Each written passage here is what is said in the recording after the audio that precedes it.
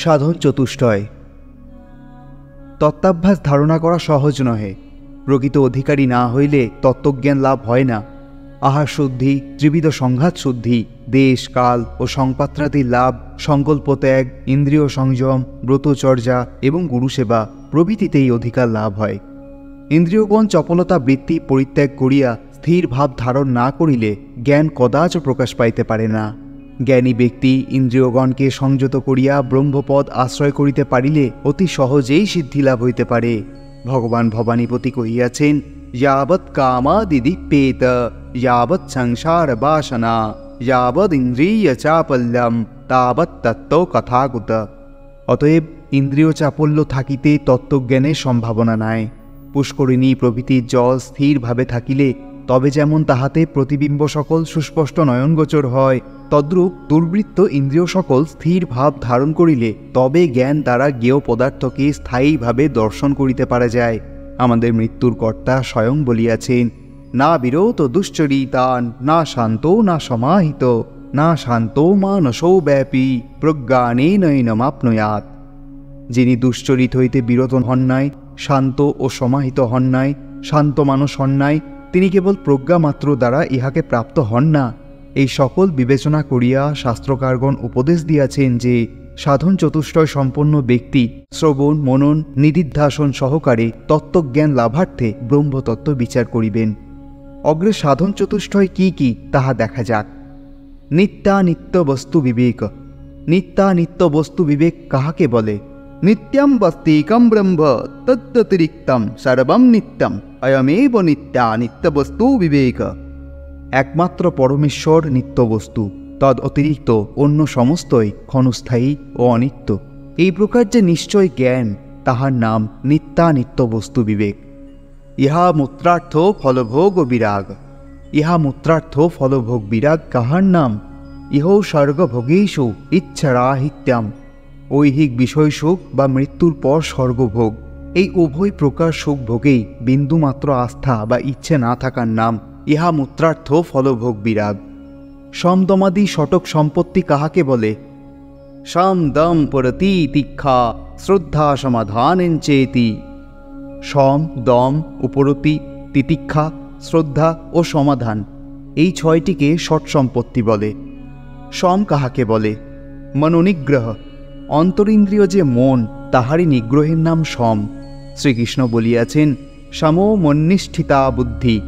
ঈশ্বরনিষ্ঠ যে বুদ্ধি, তাহার নাম সম। দম কাহাকে বলে? দমো নাম চক্ষুরাদি বাহ্যেন্দ্রিয় নিগ্রহ। চক্ষু প্রভৃতি বাহ্য ইন্দ্রিয়গণের দমনের নাম দম। উপরতি কাহাকে বলে? উপরতির নাম বিহিতানাম কর্মনাম বিধিনা ত্যাগ। বিহিত কর্ম সকলের সন্ন্যাস বিধান দ্বারা যে পরিত্যাগ, তাহার নাম উপরতি। শ্রবণাদিষু বর্তমানস্য মনস শ্রবণাদিশৈব বর্তনম ভোপরতি। কিংবা শব্দাদি বিষয় শ্রবণাদিতে বর্তমান মনের প্রত্যাহার পূর্বক ব্রহ্ম বিষয় শ্রবণাদিতে যে বর্তন, তাহার নাম উপরতি। তিতিক্ষা কাহাকে বলে? তিতিক্ষা নাম শীতোষ্ণ সুখ দুঃখাদিদ্বন্দ্ব সহনম দেহ বিচ্ছেদ ব্যতিরিক্তম। যাহাতে শরীর বিচ্ছেদ না ঘটে, অর্থাৎ যাহাতে মৃত্যু না হয়, এভাবে শীতোষ্ণ সুখ দুঃখাদি পরস্পর বিপরীত বিষয় সকল সহ্য করা, তাহার নাম তিতিক্ষা। শ্রদ্ধা কাহাকে বলে? গুরু বেদান্ত বাক্যেষু বিশ্বাস। গুরু ও বেদান্ত শাস্ত্রের বাক্য বিশ্বাস করার নাম শ্রদ্ধা। সমাধান কাহাকে বলে? চিত্তৈকাগ্রতা। পরমেশ্বরেতে মনের যে একাগ্রতা, তাহার নাম সমাধান। মুমুক্ষত্ব কাহাকে বলে? মুমুক্ষুত্তম নাম মুখ্যে অতি তীব্র ইচ্ছাবত্তম।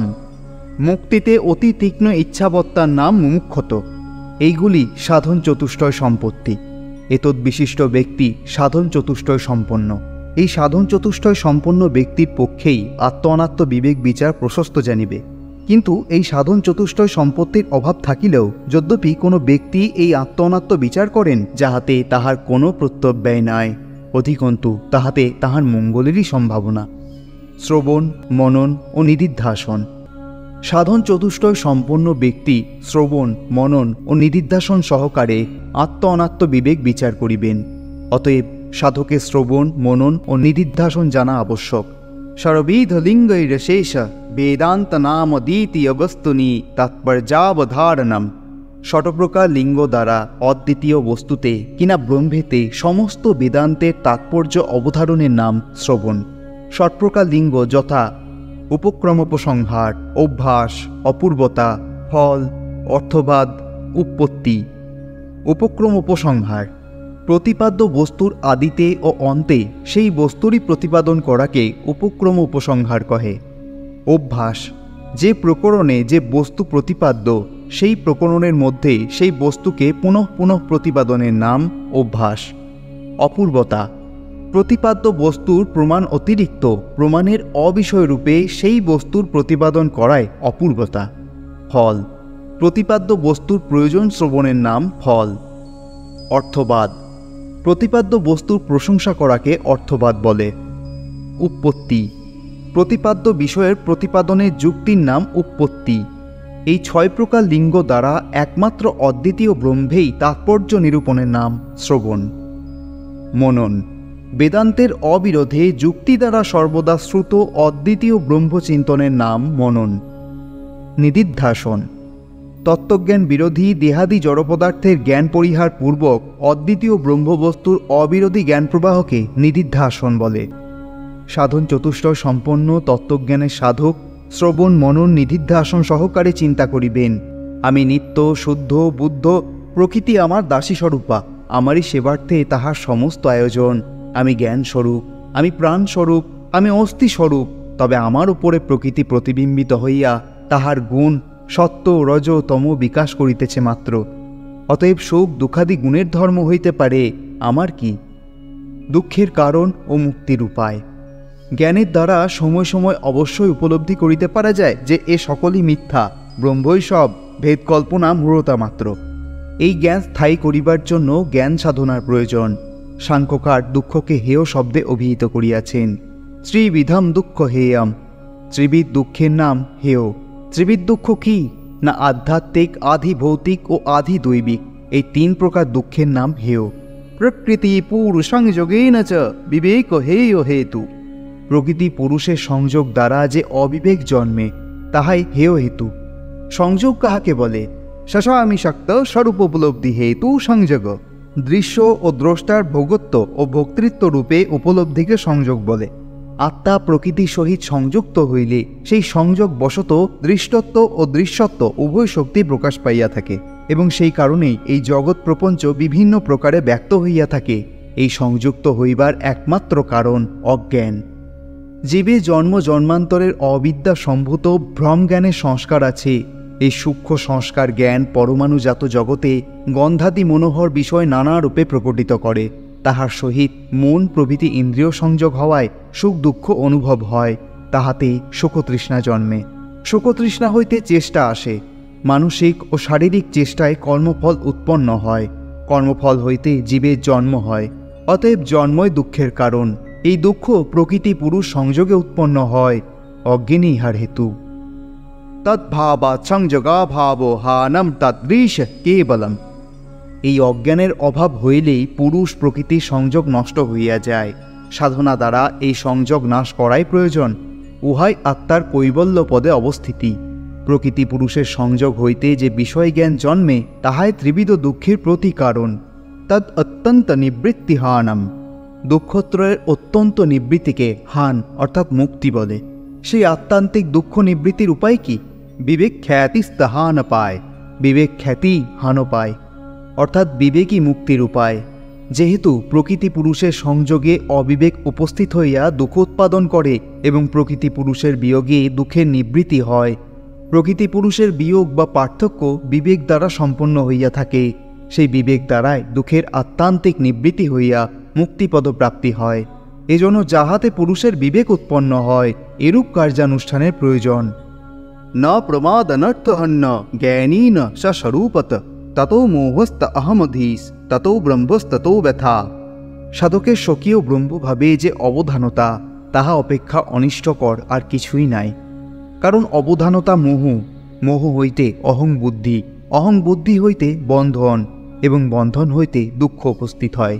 অতএব সাধক সাবধানতার সহিত তত্ত্ববিচার করিবেন। সম্যক তত্ত্বদর্শন হইতে আবরণ নিবৃত্তি হয়, আবরণ নিবৃত্তি হইতে ভ্রমজ্ঞান নাশ হয় এবং মিথ্যা জ্ঞান নাশ হইতে বিক্ষেপজনিত দুঃখের নিবৃত্তি হয়। एतत्त्रितयं दृष्टं सम्मुग्रज्जुस्वरूपविज्ञानात् तस्माद् वस्तुतत्त्वं ज्ञातव्यं बन्धमुक्तये विदुषा। রজ্জুস্বরূপ জ্ঞান হইতে আবরণ, বিক্ষেপ এবং মিথ্যা জ্ঞান এতত্রয় সম্যক রূপে দৃষ্ট হয়। অতএব পণ্ডিত ব্যক্তি বন্ধন বিমুক্তির নিমিত্ত প্রকৃতির সহিত পুরুষকে অবগত হইবেন। বাহির, অন্তর ও বৌদ্ধ জগৎ জয় করিয়া ব্রহ্মভাব পরিস্ফুট করায় জ্ঞানযোগের চরম উদ্দেশ্য। ইহাই ধর্মের পূর্ণাঙ্গ। মহর্ষি বশিষ্ঠদেব জ্ঞানের 7 প্রকার অবস্থা বর্ণনা করিয়াছেন। পূর্ণজ্ঞানে পৌঁছিতে 7টি সোপান আছে। ওই 7 প্রকার অবস্থাকে ভূমিকা বলে, যথা ज्ञानो भूमि शुभेच्छाख्या प्रथमा समुदाहृता विचारणा द्वितीयस्य तृतीया तनुमानसा सत्तापतिश्चतुर्थीस्य ततो असंशक्तिनामिका परार्थभाविनी षष्ठी सप्तमी तुर्जुगा स्मृता। প্রথম শুভেচ্ছা, দ্বিতীয় বিচারণা, তৃতীয় তনুমানসা, চতুর্থ সত্তাপতি, পঞ্চম অসংশক্তিকা, ষষ্ঠ পরার্থভাবিনী এবং সপ্তম তুর্যগা। এই 7টির একটিতে আরূঢ় হইলে জ্ঞানের এক এক স্তর লাভ হয়।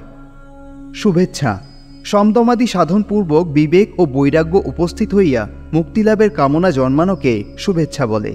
এই স্তরে আমি জ্ঞান লাভ করিতেছি ইহাই জানিতে পারা যায়। বিচারণা শ্রবণ মননাদির দ্বারা বিচার শক্তি উপস্থিত হওয়ার নাম বিচারণা। এই স্তরে গেলে বুঝিতে পারা যায় যাহা জানিবার তাহা জানিয়াছি, জানিবার প্রয়োজন আর কিছুই নাই, কাজেই মনে আর কোনো অসন্তোষের কারণ থাকে না। তনুমানসা বিষয় বাসনা পরিত্যাগপূর্বক নিদিধ্যাসন দ্বারা সংস্বরূপে অবস্থিত হওয়ার নাম তনুমানসা। এই স্তরে আসিলে জানিতে পারিব যাহা সত্য তাহা বাহিরে নাই। এতদিন অপরের নিকট যে সত্য অনুসন্ধান করিয়া ঘুরিয়াছি সে বৃথা, সত্য আমাদের ভিতরে, এখন নিশ্চয়ই সত্য লাভ করিয়া কৃতার্থ হইয়াছি। অসংশক্তিকা আমি ব্রহ্ম ইত্যাকার অপরোক্ষ জ্ঞান উপস্থিত হওয়াকে অসংশক্তিকা বলে। এই স্তরে উপস্থিত হইলে সর্বজ্ঞ হওয়া যায়। সত্তাপত্তি কোনো বিষয় বাসনা না থাকা, অর্থাৎ সর্ববিষয়ে অনাসক্তির নাম সত্তাপত্তি। এই স্তরে চিত্ত বিমুক্তি অবস্থা আসে, তখন চিত্তের বহু দিকে ধাবিত হওয়ার স্বভাব থাকে না। পরার্থভাবিনী কেবল পরব্রহ্মেতে চিত্ত লয় করা, অর্থাৎ পরব্রহ্ম অতিরিক্ত ভাবনা না হওয়ার নাম পরার্থভাবিনী। এই স্তরে সাধকের চিত্ত স্বকারণে লীন থাকিবে। তুর্যগা শত কিংবা পরত কোনরূপে চিত্তে চাঞ্চল্য উপস্থিত না হওয়ার নাম তুর্যগা। এই শেষ স্তরে সাধক পূর্ণ জ্ঞানে উপস্থিত হন। এই অবস্থায় উপস্থিত হইলে সাধক শান্ত, সদানন্দ ও জীবনমুক্ত হন। বশিষ্ঠদেব কর্তৃক সাধকের অবস্থা ভেদে এই 7 প্রকার জ্ঞান ভূমি প্রদর্শিত হইয়াছে, অর্থাৎ যেরূপ জ্ঞান করিলে যে পরিমাণে জ্ঞান প্রস্ফুটিত হয় তাহাই দেখাইয়াছেন। যোগশাস্ত্র মতেই যাহা অষ্টাঙ্গ যোগ সাধন, বেদান্ত মতেই যাহা সাধন চতুষ্টেয়, দর্শনশাস্ত্র মতেই যাহা শ্রবণ মনন নিদিধ্যাসন এবং তন্ত্রশাস্ত্র মতেই যাহা তত্ত্ব সাধন, তৎসমুদয়ই এই 7 প্রকার জ্ঞান প্রস্ফুরণের হেতু। এইরূপে জ্ঞানের বিকাশ হইলে আর কোনো বিষয়েই অজ্ঞতা থাকে না, সকল বিষয়েই সম্যক জ্ঞান জন্মে। সম্যক জ্ঞানের নাম ব্রহ্মজ্ঞান। ব্রহ্মজ্ঞানে কিছুই অবিদিত থাকে না, এজন্য ইহার নাম সম্যক, অর্থাৎ সমগ্র জ্ঞান। এই সমগ্র সম্যক বা ব্রহ্মজ্ঞানের ভিত্তিমূল যোগ। যোগ বলেই ইহা সম্পাদিত হয়, অন্য আর কোনো প্রকারে হয় না। কারণ শাস্ত্রেই উল্লেখ আছে, যোগাচ্ছাম জয়তে জ্ঞানম যোগো মজ্জৌকচিত্ততা। যোগাভ্যাস দ্বারা জ্ঞান উৎপন্ন হয় এবং যোগ দ্বারাই চিত্তের একাগ্রতা জন্মে। যোগী পুরুষের ঈদৃশ জ্ঞানই প্রকৃত জ্ঞান পদবাচ্য। নামান্তরে এই জ্ঞানকেই আত্মজ্ঞান, ব্রহ্মজ্ঞান বা তত্ত্বজ্ঞান বলে। এই জ্ঞানের উদয় হইলেই মুক্তিলাভ হইয়া থাকে। জেনে রাখুন, এই পর্বে আপনারা জানলেন ঠাকুর নিগমানন্দের অমৃতবাণী 35 পর্ব। জানার মধ্যে অজানা অনেক কিছুই রয়েছে আমাদের মধ্যে, তাই জেনে রাখোকে সাবস্ক্রাইব করুন এবং পাশে রাখা বেল আইকনটিতে প্রেস করে দিন, যাতে জেনে রাখোর প্রতিটা ভিডিওর আপডেট আপনি সবার প্রথম পেয়ে যান। লাইক করুন, শেয়ার করুন এবং কমেন্ট করে আপনার মতামত জানান। ধন্যবাদ।